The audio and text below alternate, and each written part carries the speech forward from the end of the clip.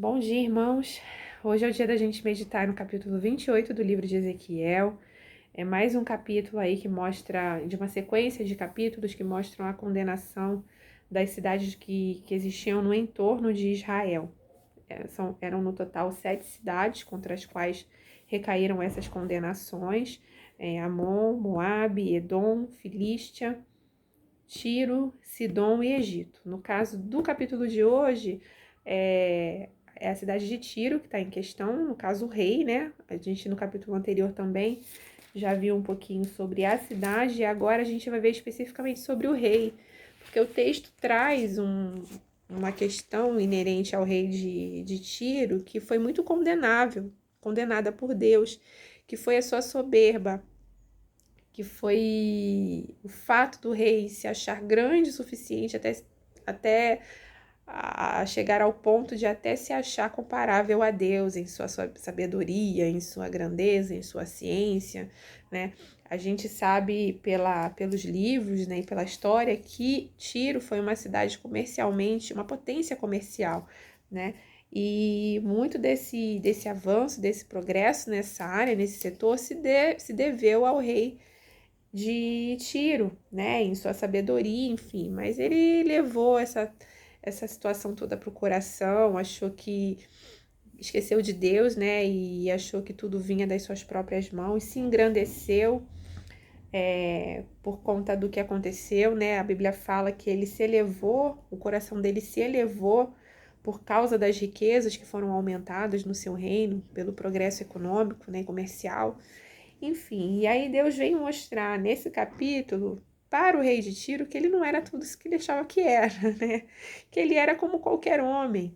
E no versículo 9 em especial, Deus fala assim: dirás ainda diante daquele que te matar, eu sou Deus, né? Ele seria capaz de ainda proferir e achar que ele era alguma coisa daquele que o feriria, né? Mortalmente, definitivamente, quer dizer, ele era um homem completamente comum e sujeito aos males, à morte, aos danos, né, dessa vida, a mesma vida que a gente também leva e também detentor da mesma natureza que nós também possuímos. Mas a gente não está aqui na figura de reis, né? A gente não tem um cargo tão importante quanto o rei de Tiro, né? Mas a gente com pequenas atitudes, né? Com pequenos progressos também na nossa vida, conquistas, a gente também pode acabar elevando o nosso coração, né? Nos engrandecendo demais, deixando Deus um pouquinho diminuído em tudo que acontece na nossa vida.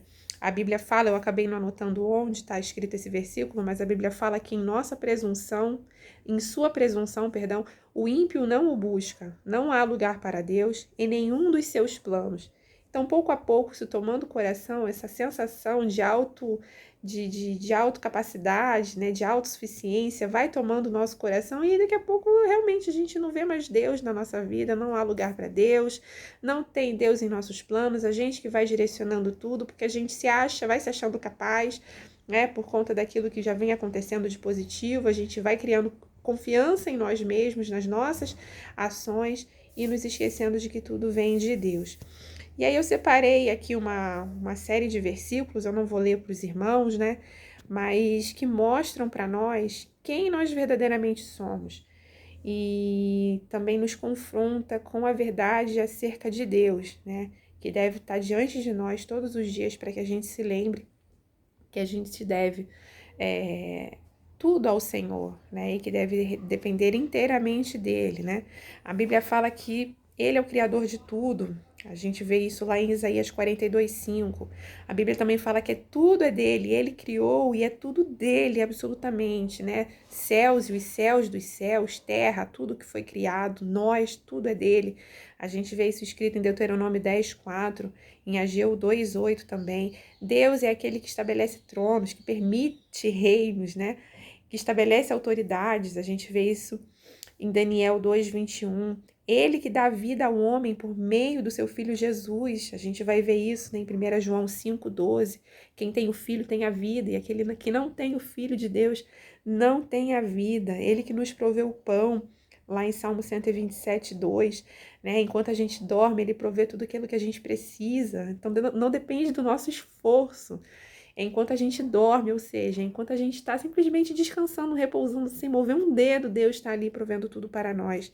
Ele que nos veste, Mateus 6:28, Ele é a nossa justiça, Provérbios 29:26, Ele nos guia, Salmo 25:12. Então são tantos os pontos da Bíblia que trazem essa verdade acerca de Deus, que confronta, né, com a nossa natureza, às vezes, de se achar alguém capaz de prover o que precisamos por meio das nossas próprias mãos, que a gente